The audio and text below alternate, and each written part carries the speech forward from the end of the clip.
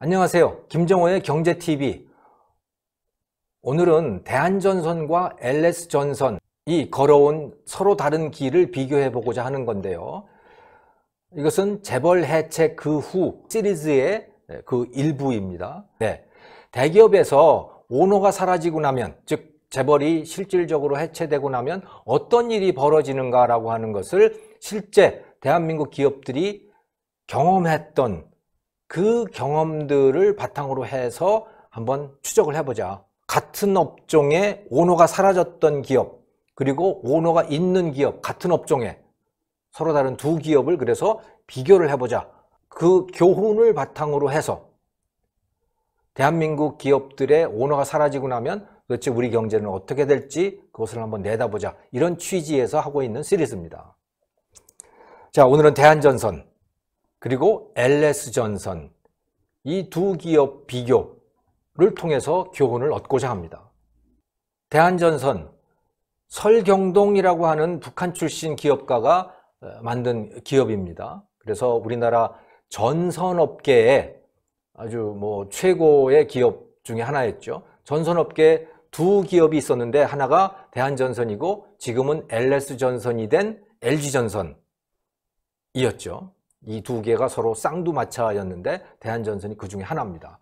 이렇게 하다가 자기의 장남인 설원량이라고 하는 사람에게 경영권을 넘겨줬고, 그래서 설원량이라고 하는 사람이 대한전선을 경영을 해왔어요. 중간에 그래서 가전사업 같은 것도 하고 그러다가 별로 안 돼서 그것은 대우그룹에다가 넘기기도 했고, 하지만 이 전선사업은 아주 튼튼하게 유지해 오고 있었지요. 그러던 차에 이 설원량 회장 2세가 2004년에 환갑도 안 돼가지고 갑자기 심장마비로 세상을 떠나고 납니다. 이분은 60세도 안 됐기 때문에 자기의 경영권을 넘길 준비를 전혀 하고 있지 않았어요. 그 아들이 있었는데 설윤석이라고 하는 사람인데, 이 사람은 갓 연세대 경영과를 졸업한 그런 상태였고 전혀 준비가 안 돼 있었죠. 물론 부인도 준비가 안 돼 있던 그런 상태였고요. 그래서 어떻게 하겠습니까? 그래서 설원량 회장의 신복, 오른팔이었던 임모라고 하는 그 분이 이제 부회장이 되는 겁니다. 그러니까 설원량 회장의 부인이 그냥 형식적인 회장이 되고, 실권은 다 임모라고 하는 분이 다 이제 장악을 하게 되고, 전문 경영인이죠. 그러니까 그분이 대한전선 그룹을 완전히 이제 경영을 하는 거예요. 전체에 대한 경영 전권을 행사를 하게 됐습니다. 임 부회장이 했던 일은 뭐냐? 이분이 사업 확장을 합니다. 아주 공격적인 기업 인수를 펴게 돼요. 그러니까 기업들을 막 사들이는 겁니다. 이 전선회사가 말이죠. 전선회사가 그래서 막 사들이는 거예요. 그 무주 리조트도 사고, 무주 리조트에 여러 개 딸린 것들이 또 많이 있잖아요. 그것도 사지. 또 그 진로 유통센터, 진로가 또 부도가 났지 않습니까?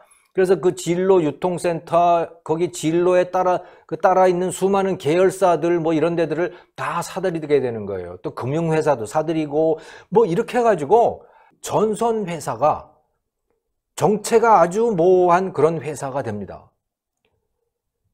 그런데 투자자들도 그렇고 주식시장에서도 그렇고, 와, 여기 대한전선이 완전히 새로운 출발을 하는 거구나, 무슨 새로운 바람이 부나 보다, 그래가지고 주가도 막 올라가고 그랬었어요. 자, 그런데 이게 가다 보니까 밑빠진 독에 물 붓기라고 하는 것이 점점 드러나기 시작했던 거죠. 그냥 머니게임을 했던 것이고, 무슨 경영을 착실하게 다지거나 그런 것이 아니었던 거예요. 그래서 부채는 계속해서 늘어나고 사업은 잘 안 되고 이렇게 됐던 겁니다. 그러던 차에 2008년 국제적인 외환위기를 맞이하게 되죠. 바로 서브프라임 사태를 맞이하게 되면서 이 회사가 휘청거리기 시작했고요. 그러던 차에 가만히 보니까 이 전문 경영인이 뒤로 뭔가를 빼돌리기 시작했다, 빼돌리고 있었다라고 하는 것이 드러나기 시작한 거예요.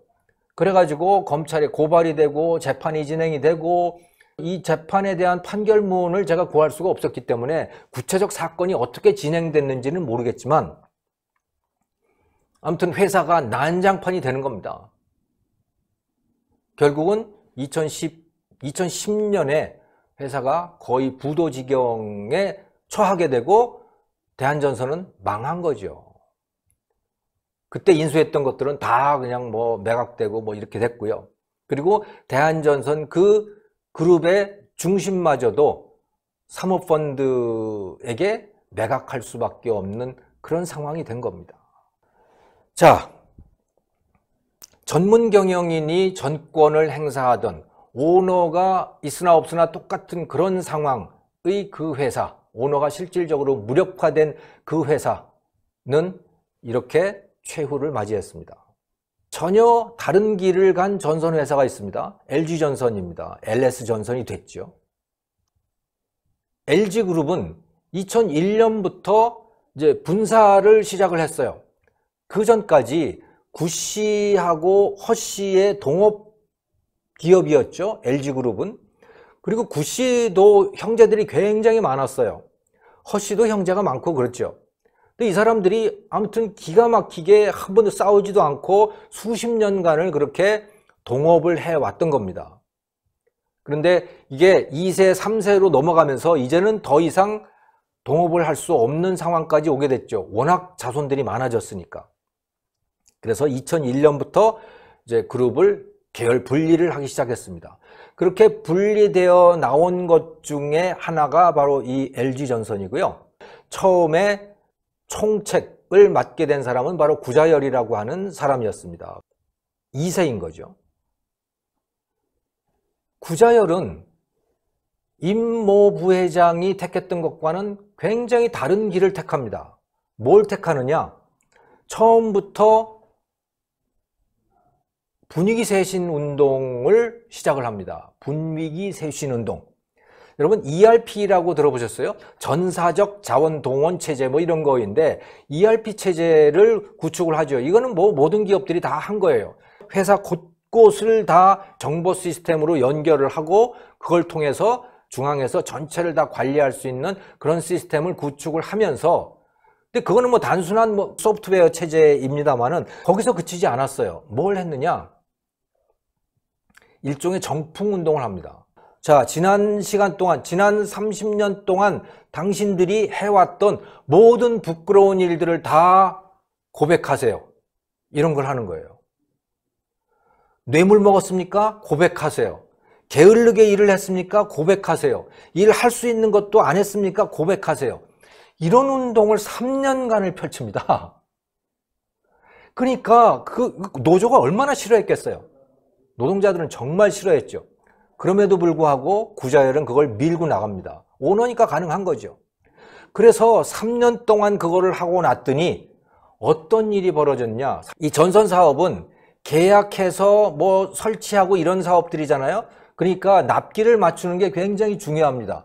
그런데 정시에 납기를 맞추는 그 비율이 한 40% 정도 됐었대요. 그러니까 60%는 계약을 하고도 그 납기를 제대로 맞추지 못했던 거예요. 뭐 이런 핑계 저런 핑계로 해가지고 자꾸 지연을 시켰던 거죠. 괜찮은 회사라고 했는데도 그랬던 겁니다. 우리나라 기업들이. 근데 이런 그 새로운 분위기를 만드는 이 쇄신 작업을 거치면서 어떻게 됐느냐. LS그룹의 정시 납기율은 80%를 넘어가게 됩니다. 그러니까 제품으로 따지면은 품질이 엄청나게 높아지는 거고, 그러니까 분위기가 굉장히 철저해지는 거죠. 그러면서 이 LS그룹이라고 하는 이 회사는 세계 전선 메이커 3위로 올라서게 됩니다. 그래서 이제는 뭐 세계 곳곳을 누비는 그런 전선 케이블 회사가 된 거예요. LS전선이 거쳤던 이와 같은 과정은 이 책에 상세히 써져 있습니다. LS전선의 솔직한 혁신 이야기라고 하는 이 책을 보면 이런 이야기들이 잘 나와 있어요. 이거는 경영을 하시는 분들에게도 아주 도움이 되는 그런 거라고 봅니다. 대한전선과 LS전선의 아주 대조적인 이와 같은 행보는 이 그래프에 아주 극명하게 드러나 있는 것이죠. 그래서 처음에 2004년에 보세요. 2004년에 보면 대한전선과 LS그룹의 시가총액은 1조 1천억으로 거의 동일합니다. 여기서 이 오렌지색은 LS전선이고 파란색은 대한전선입니다만은 2004년에 똑같았어요. 즉 새 출발을 할 때 한쪽은 전문 경영 체제로 출발을 하고 한쪽은 오너 체제로 출발을 했을 때 둘의 시가총액은 똑같았다. 2006년까지만 해도 서로 뭐 비슷하게 갔었어요. 처음에는 대한전선도 잘 되는 줄 알았죠. 하지만 대한전선은 전문 경영인의 머니게임, 그냥 일방적인 돈 가지고 샀다 팔았다 하는 그런 분위기는 전혀 고칠 생각이 없는 경영 방식 때문에 회사가 결국은 추락을 했고 LS전선은 승승장구하는 그런 기업이 되어 있는 것이죠. 대한전선과 LS전선, 이 두 기업이 걸어왔던 이 역사 아주 짧게 살펴봤습니다만은 여기서 우리가 뭘 배울 수 있을까? 우리나라는 전문 경영인이 오너가 사라지고 나면 또는 오너가 무력화되고 나면 그저 쉬운 길을 택하더라라는 겁니다. 어려운 길은 뭐냐? 회사 분위기 자체를 바꾸는 거죠. 노동자들의 일하는 분위기 자체를 바꾸는 것, 그게 제일 어려운 일이죠, 사실은. 새로 오너가 된 구자열은 그걸 해냈고 그 결과 LS전선은 세계적인 기업이 됐습니다. 새로 전문 경영이 됐던 임모 부회장은 노조와 타협을 하고 그냥 머니게임을 했습니다. 그리고 패망의 길로 들어섰던 것이죠. 앞으로 우리나라 기업들 오너가 사라지고 나면 어떻게 될까요? 글쎄요.